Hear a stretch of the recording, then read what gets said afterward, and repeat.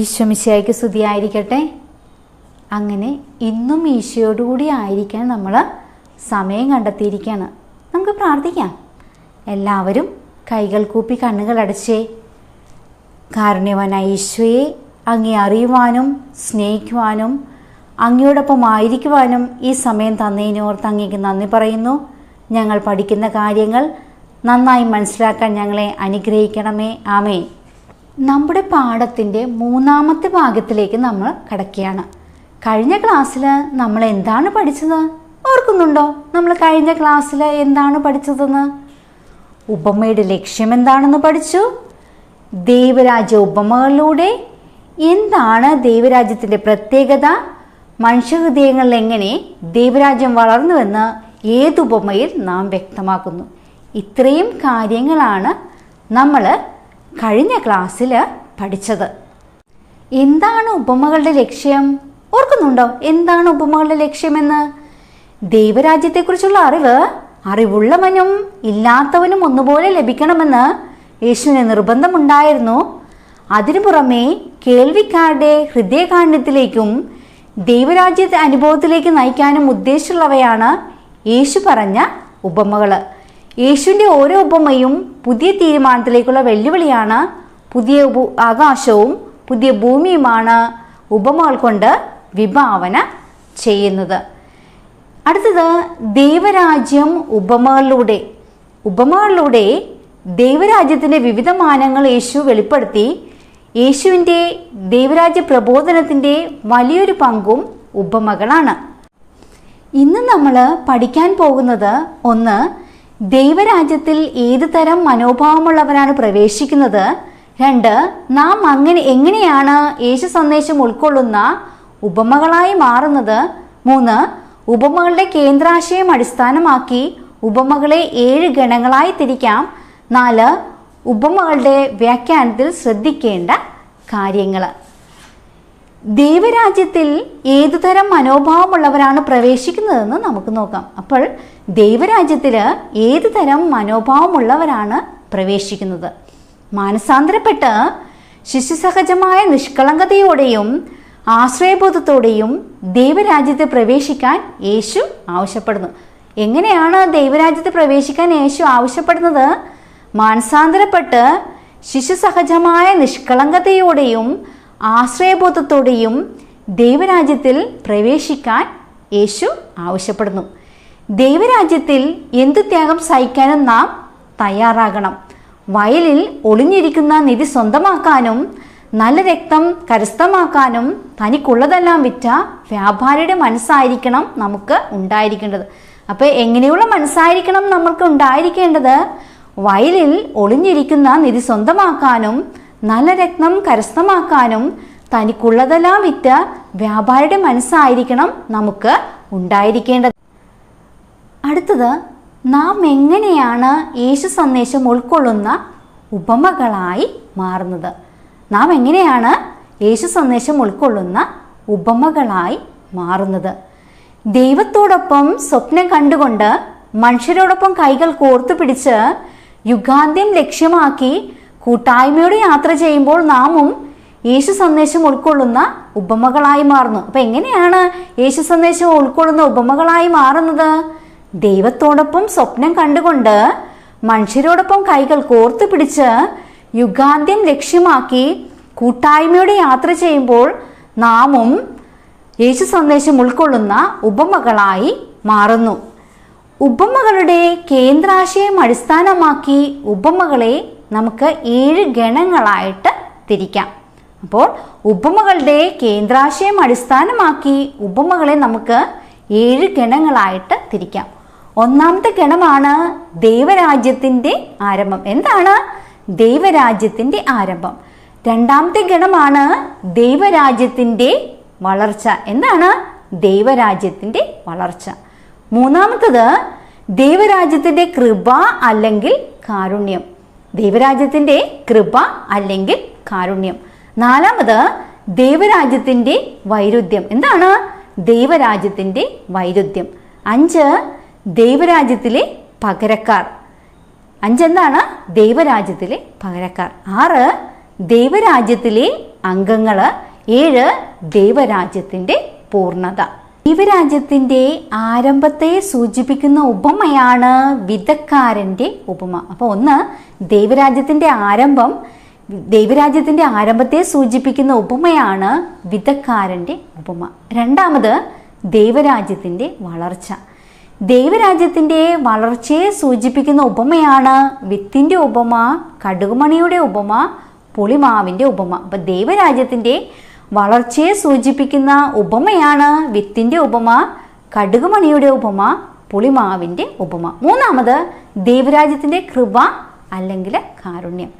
ദൈവരാജ്യത്തിൻ്റെ കൃപയെ അല്ലെങ്കിൽ കാരുണ്യത്തെ സൂചിപ്പിക്കുന്ന ഉപമയാണ് മുന്തിരിത്തോട്ടത്തിലെ ജോലിക്കാർ, ധൂർത്തപുത്രൻ, ചുങ്കക്കാരനും ഫരിസേയരും, കടക്കാരനായ 2 പേർ. അപ്പം ദൈവരാജ്യത്തിൻ്റെ കൃപ അല്ലെങ്കിൽ കാരുണ്യത്തെ സൂചിപ്പിക്കുന്ന ഉപമയാണ് മുന്തിരിത്തോട്ടത്തിലെ ജോലിക്കാർ, ധൂർത്തപുത്രൻ, ചുങ്കക്കാരനും ഫരിസേയരും, കടക്കാരനായ 2 പേർ. നാലാമത്, ദൈവരാജ്യത്തിൻ്റെ വൈരുദ്ധ്യം. ദൈവരാജ്യത്തിൻ്റെ വൈരുദ്ധ്യത്തെ സൂചിപ്പിക്കുന്ന ഉപമയാണ് അവിശ്വസ്തനായ കാര്യസ്ഥൻ, ധനവാനും ലാസറും. അപ്പം ദൈവരാജ്യത്തിൻ്റെ വൈരുദ്ധ്യത്തെ സൂചിപ്പിക്കുന്ന ഉപമയാണ് അവിശ്വസ്തനായ കാര്യസ്ഥൻ, ധനവാനും ലാസറും. അഞ്ചാമത്, ദൈവരാജ്യത്തിലെ പകരക്കാർ. ദൈവരാജ്യത്തിലെ പകരക്കാരെ സൂചിപ്പിക്കുന്ന ഉപമയാണ് വിവാഹ വിരുന്ന്, താലന്ത്, മുന്തിരിത്തോട്ടത്തിലെ കൃഷിക്കാർ. അപ്പം ദൈവരാജ്യത്തിലെ പകരക്കാരെ സൂചിപ്പിക്കുന്ന ഉപമയാണ് വിവാഹ വിരുന്ന്, താലന്ത്, മുന്തിരിത്തോട്ടത്തിലെ കൃഷിക്കാർ. ആറാമത്തത്, ദൈവരാജ്യത്തിലെ അംഗങ്ങൾ. ദൈവരാജ്യത്തിലെ അംഗങ്ങളെ സൂചിപ്പിക്കുന്ന ഉപമയാണ് നല്ല സമരിയാക്കാരൻ, ഫലം തരാത്ത അത്തിവൃക്ഷം.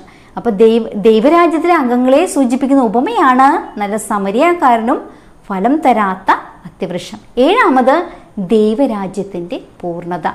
ദൈവരാജ്യത്തിൻ്റെ പൂർണ്ണതയെ സൂചിപ്പിക്കുന്ന ഉപമയാണ് കളകളുടെ ഉപമ, കടലിൽ എറിയപ്പെട്ട വലയുടെ ഉപമ.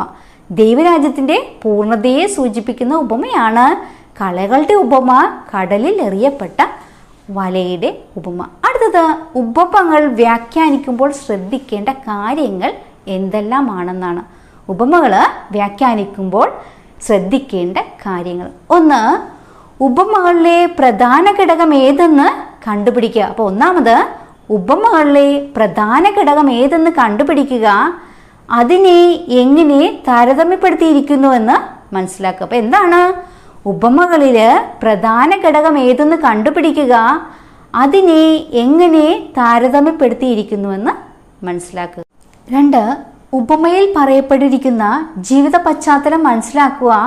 യേശുവിൻ്റെ കേൾവിക്കാർ എന്തർത്ഥത്തിലാണ് മനസ്സിലാക്കുന്നതെന്ന് പറയുക. രണ്ടാമത്, ഉപമയിൽ പറയപ്പെട്ടിരിക്കുന്ന ജീവിത പശ്ചാത്തലം മനസ്സിലാക്കുക. യേശുവിൻ്റെ കേൾവിക്കാർ എന്തർത്ഥത്തിലാണ് മനസ്സിലാക്കിയതെന്ന് പറയുക. അപ്പം ഇന്ന് എന്തൊക്കെ നമ്മൾ പഠിച്ചു? ദൈവരാജ്യത്തിൽ ഏതുതരം മനോഭാവമുള്ളവരാണ് പ്രവേശിക്കുന്നതെന്ന് പഠിച്ചു. നാം എങ്ങനെയാണ് യേശു സന്ദേശം ഉൾക്കൊള്ളുന്ന ഉപമകളായി മാറുന്നത്? 3, ഉപമകളുടെ കേന്ദ്രാശയം അടിസ്ഥാനമാക്കി ഉപമകളെ 7 ഗണങ്ങളായി തിരിച്ചിരിക്കുന്നു. 4, ഉപമകളുടെ വ്യാഖ്യാനത്തിൽ ശ്രദ്ധിക്കേണ്ട കാര്യങ്ങൾ. ഇത്രയും കാര്യങ്ങളാണ് നമ്മൾ ഇന്നത്തെ ക്ലാസ്സിൽ പഠിച്ചത്. നമ്മൾ എന്തെല്ലാമാണ് പഠിച്ചത്? ദൈവരാജ്യത്തിൽ ഏതുതരം മനോഭാവമുള്ളവരാണ് പ്രവേശിക്കുന്നത്? മാനസാന്തരപ്പെട്ട് ശിശുസഹജമായ നിഷ്കളങ്കതയോടെയും ആശ്രയബോധത്തോടെയും ദൈവരാജ്യത്തിൽ പ്രവേശിക്കാൻ യേശു ആവശ്യപ്പെടുന്നു. ദൈവരാജ്യത്തിൽ ഏത് ത്യാഗം സഹിക്കാനും നാം തയ്യാറാകണം.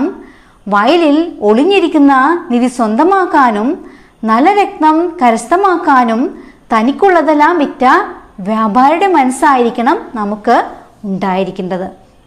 2, നാം എങ്ങനെയാണ് യേശു സന്ദേശം ഉൾക്കൊള്ളുന്ന ഉപമകളായി മാറുന്നതെന്ന്. ദൈവത്തോടൊപ്പം സ്വപ്നം കണ്ടുകൊണ്ട് മനുഷ്യരോടൊപ്പം കൈകൾ കോർത്തു പിടിച്ച് യുഗാന്ത്യം ലക്ഷ്യമാക്കി കൂട്ടായ്മയോടെ യാത്ര ചെയ്യുമ്പോൾ നാമും യേശു സന്ദേശം ഉൾക്കൊള്ളുന്ന ഉപമകളായി മാറുന്നു. 3, ഉപമകളുടെ കേന്ദ്രാശയം അടിസ്ഥാനമാക്കി ഉപമകളെ 7 ഗണങ്ങളായി തിരിക്കാമെന്ന് നമ്മൾ പഠിച്ചു. 1, ദൈവരാജ്യത്തിൻ്റെ ആരംഭം. ദൈവരാജ്യത്തിൻ്റെ വളർച്ച, ദൈവരാജ്യത്തിൻ്റെ കൃപ അല്ലെങ്കിൽ കാരുണ്യം, ദൈവരാജ്യത്തിൻ്റെ വൈരുദ്ധ്യം, ദൈവരാജ്യത്തിലെ പകരക്കാർ, ദൈവരാജ്യത്തിലെ അംഗങ്ങൾ, ദൈവരാജ്യത്തിൻ്റെ പൂർണ്ണത. ദൈവരാജ്യത്തിൻ്റെ ആരംഭത്തെ സൂചിപ്പിക്കുന്ന ഉപമയാണ് വിതക്കാരൻ്റെ ഉപമ. രണ്ടാമത് ദൈവരാജ്യത്തിൻ്റെ വളർച്ച. ദൈവരാജ്യത്തിൻ്റെ വളർച്ചയെ സൂചിപ്പിക്കുന്ന ഉപമയാണ് വിത്തിൻ്റെ ഉപമ, കടുകുമണിയുടെ ഉപമ, പുളിമാവിൻ്റെ ഉപമ. ദൈവരാജ്യത്തിൻ്റെ കൃപ അല്ലെങ്കിൽ കാരുണ്യം. ദൈവരാജ്യത്തിൻ്റെ കൃപ അല്ലെങ്കിൽ കാരുണ്യത്തെ സൂചിപ്പിക്കുന്ന ഉപമയാണ് മുന്തിരിത്തോട്ടത്തിലെ ജോലിക്കാർ, ധൂർത്തപുത്രൻ, ചുങ്കക്കാരനും ഫരിസേയരും, കടക്കാരനായ 2 പേർ. 4. ദൈവരാജ്യത്തിൻ്റെ വൈരുദ്ധ്യം. ദൈവരാജ്യത്തിൻ്റെ വൈരുദ്ധ്യത്തെ സൂചിപ്പിക്കുന്ന ഉപമയാണ് അവിശ്വസ്തനായ കാര്യസ്ഥൻ, ധനവാനും ലാസറും. അടുത്തത് ദൈവരാജ്യത്തിലെ പകരക്കാർ. ദൈവരാജ്യത്തിലെ പകരക്കാരെ സൂചിപ്പിക്കുന്ന ഉപമയാണ് വിവാഹ വിരുന്ന്, താലന്ത്, മുന്തിരിത്തോട്ടത്തിലെ കൃഷിക്കാർ. അടുത്തത് ദൈവരാജ്യത്തിലെ അംഗങ്ങൾ. ദൈവരാജ്യത്തിലെ അംഗങ്ങളെ സൂചിപ്പിക്കുന്ന ഉപമയാണ് നല്ല സമരിയാക്കാരൻ, ഫലം തരാത്ത അത്തിവൃക്ഷം. 7. ദൈവരാജ്യത്തിൻ്റെ പൂർണ്ണത. ദൈവരാജ്യത്തിൻ്റെ പൂർണ്ണതയെ സൂചിപ്പിക്കുന്ന ഉപമയാണ് കളകളുടെ ഉപമ, കടലിലെറിയപ്പെട്ട വലയുടെ ഉപമ. അടുത്തത് ഉപമകളുടെ വ്യാഖ്യാനത്തിൽ ശ്രദ്ധിക്കേണ്ട കാര്യങ്ങൾ. 1. ഉപമകളിലെ പ്രധാന ഘടകം ഏതെന്ന് കണ്ടുപിടിക്കുക, അതിനെ എങ്ങനെ താരതമ്യപ്പെടുത്തിയിരിക്കുന്നുവെന്ന് മനസ്സിലാക്കുക. എന്താണ്? 1. ഉപമകളിലെ പ്രധാന ഘടകം ഏതെന്ന് കണ്ടുപിടിക്കുക, അതിനെ എങ്ങനെ താരതമ്യപ്പെടുത്തിയിരിക്കുന്നുവെന്ന് മനസ്സിലാക്കുക. 2. ഉപമയിൽ പറയപ്പെട്ടിരിക്കുന്ന ജീവിത പശ്ചാത്തലം മനസ്സിലാക്കുക, യേശുവിൻ്റെ കേൾവിക്കാർ എന്തർത്ഥത്തിലാണ് മനസ്സിലാക്കിയതെന്ന് പറയുക. 2. ഉപമയിൽ പറയപ്പെട്ടിരിക്കുന്ന ജീവിത പശ്ചാത്തലം മനസ്സിലാക്കുക, യേശുവിൻ്റെ കേൾവിക്കാർ എന്തർത്ഥത്തിലാണത് മനസ്സിലാക്കിയതെന്ന് പറയുക. ഇത്രയും കാര്യങ്ങളാണ് നമ്മൾ ഈ ക്ലാസ്സിൽ പഠിച്ചത്. നിങ്ങൾ എന്ത് ചെയ്യണം? ടെക്സ്റ്റ് ബുക്ക് പല ആവർത്തി വായിക്കണം. ടെക്സ്റ്റ് ബുക്കിൻ്റെ പുറകിലെ ചോദ്യങ്ങൾ ഉത്തരം കണ്ടെത്തുക, എഴുതണം. ഓക്കെ, അപ്പം നമുക്ക് പ്രാർത്ഥിക്കാം. എല്ലാവരും കൈകൾ കൂപ്പിക്കേ. മാതാവിനോട് നമുക്ക് മാധ്യസ്ഥ പ്രാർത്ഥിക്കാം. നന്മ നിറഞ്ഞ മറിയമേ സ്വസ്തി, കർത്താവ് അങ്ങയോടുകൂടെ സ്ത്രീകൾ അങ്ങ് അനുഗ്രഹിക്കപ്പെട്ടവളാവുന്നു. അങ്ങയുടെ ഉദരത്തിൽ ഫലമായി ഈശോ അനുഗ്രഹിക്കപ്പെട്ടവനാവുന്നു. പരിശുദ്ധ മറിയമേ തമ്പുരാൻ്റെ അമ്മേ, പാപികളായ ഞങ്ങൾക്ക് വേണ്ടി ഇപ്പോഴും ഞങ്ങളുടെ മരണസമയത്തും തമ്പുരാനോട് അപേക്ഷിക്കണമേ. ആമേൻ.